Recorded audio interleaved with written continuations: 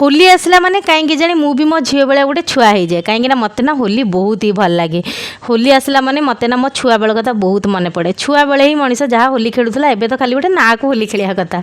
तो आम सोसाइटी रे ना होली बहुत बढ़िया कि आयोजन हुए। तो सकाळु सकाळु आमे कौन कलना पलैलु आगे तलू से स्नाक्स व्यवस्था हुए ता सहित ठंडा भी दि जाए। तो प्रथम आगे पहुँचिकी पेट पूजा करदेलु तापर सांग मान सहित मन भरिकी मु आज होली खेली।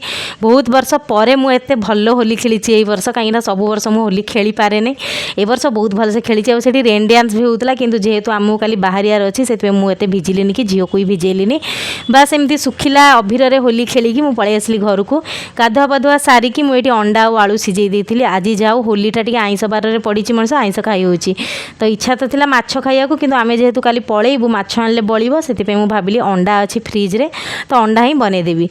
तो अंडा को भल कि सिझेकी अंडा आलू को भाजीदेली मसला कषिकी एपटे अंडा आलू कषिकी एटी झोल बनईदेली। जेहेतु मो झील एवं तरकारी खाऊँ से आम राग करूनु माने मु तार काढ़ी देकी लास्ट को आमर लंका गुंड पकई दिए। तो आपण मैंने होली रे आज कौन खाइले मते निहाती कमेंट माध्यम